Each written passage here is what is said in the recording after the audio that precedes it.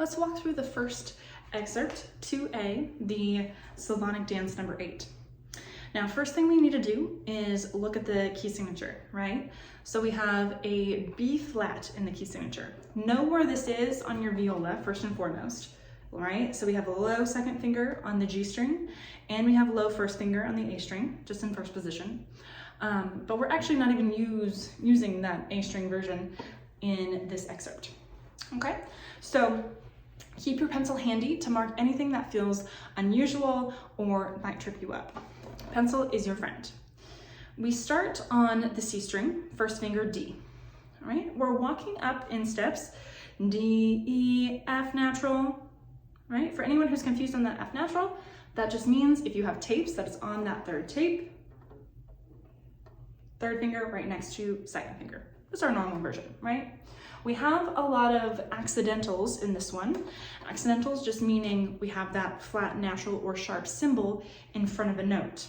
Either reminding us of what note we're needing to play or overriding what the key signature is saying. In the second measure of our marked off excerpt, we have a B flat, right? So we're gonna bring that first second finger close by. Okay, and then the measure after that, we have A, C sharp. Okay, so know where that C sharp is. If you have tapes, it's going to be between 3 and 4, right? The tricky thing is about high third fingers, when we're raising that third finger by a half step, is almost always higher than you think. So that third finger is going to be stretching out, right? So it's not going to be as round. So find that C sharp here. And if you go to the C string, we're going to soon play an F sharp, high third finger there. Know what those sound like, because they may sound a little weird to your ear if you aren't used to playing them, but we play them quite a bit in this excerpt. So we play through from the beginning. During that A, we're going to reach and prepare that third finger. Fourth finger, don't cheat and use D, open D. 1, reach, 3, 4, all right, mark that fourth finger again.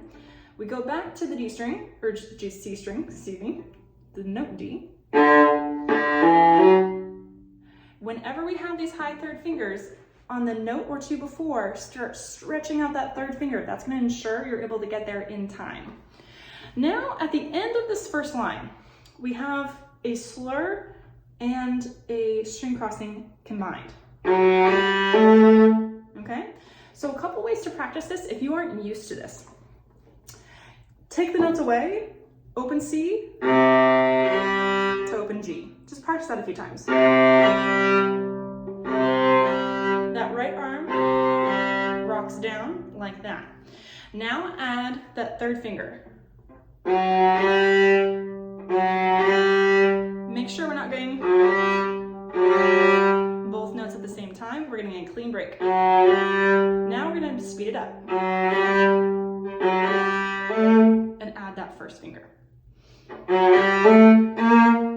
After this B flat, we need our eyes to travel to the beginning of the next line, because what do we have? We have a changing note in our second finger. We just played a B flat, but we're transitioning to a B natural, right? So know where your B natural is. It's a half step above where your B flat was, okay? So something we need to watch out for there is making sure that second finger swaps to the natural when we get to this new line. So here's what that sounds like if I go slow.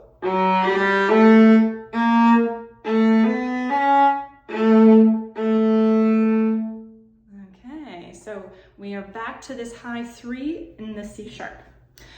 When we move on to number 73, you see that in the bubble above the line, we have a tiny little 4 written for the A.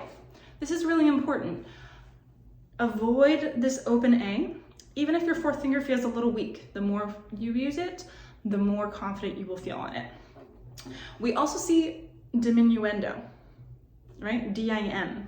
So if we back up and look at the dynamics, right? Dynamics is just referring to loud versus soft in that whole range, okay? We start at the beginning, fortissimo. So fortissimo is just extra strong, extra loud, and we are staccato. So let's talk about what the bow is doing. So we start on the C string. Staccato is making sure every note comes to a stop at the end of every bow stroke. Okay, so this is not staccato. No, we want clean and crisp. So that bow needs to come to a stop on the string. So keep it nice and heavy in there. We're using bow weight to accomplish this, not pressure. If you hear the crunch, that probably means your bow isn't moving fast enough to distribute that.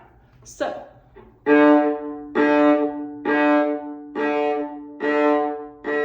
I would practice your staccato by itself, just to make sure you can get a beautiful sound while you're doing it, okay? So we start fortissimo, we're using a big bow stroke and a little bit of weight.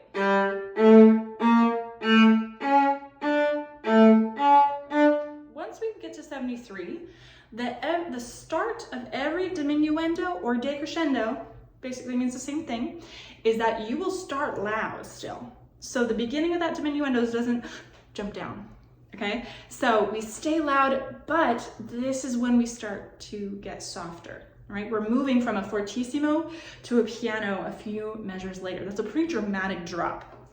So we start strong.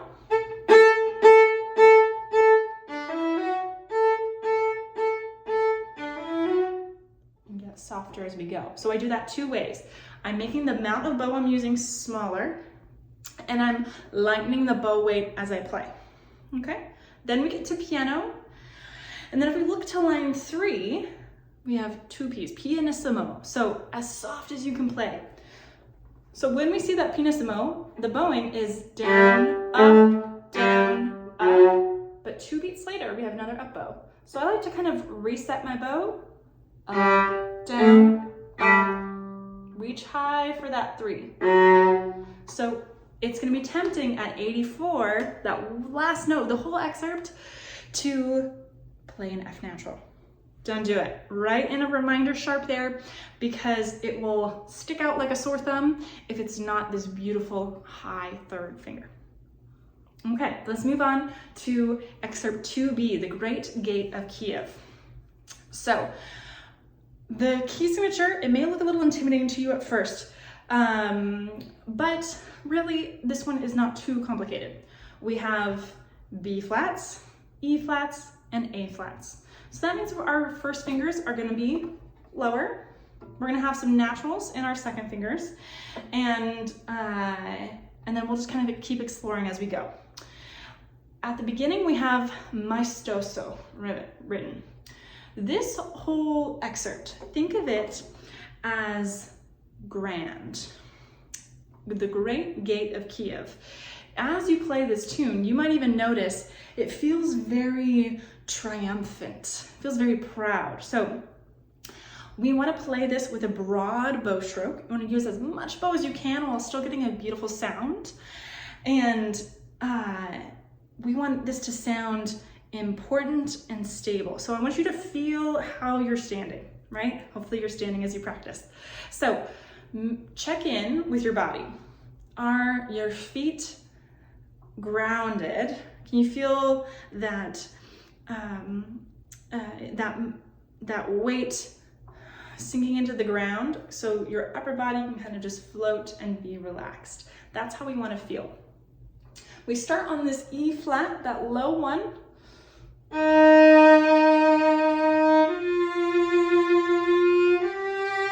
We start with 3 whole steps in a row.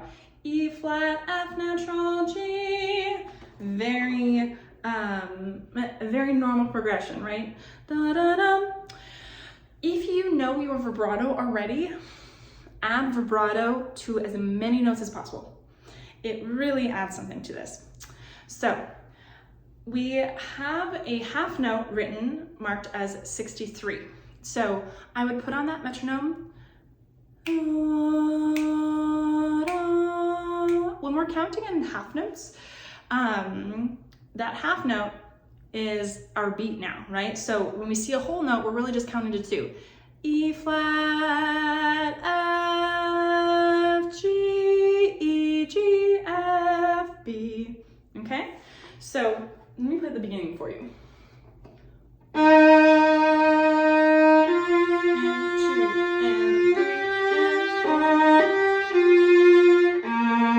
There, second finger is jumping from here to there. Okay, so F natural to B flat. So try not to let that second finger jump up a little bit or back because it will be out of tune. We get to the 1, 2, 3, 4, 5th measure.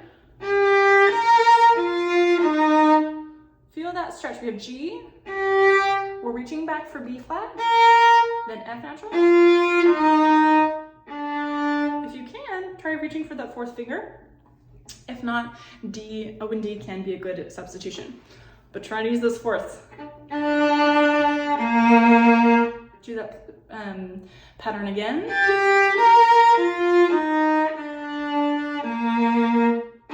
Count it. 1 and 2 and...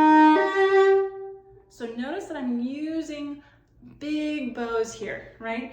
So if we rush through this, if we don't let it take its time, then it loses that maestoso. So I highly recommend looking this up on YouTube because the whole piece with all the instruments together really gives you a good idea of what this part is. So, and how grand it can sound. So that's what we're going for as we're playing this piece.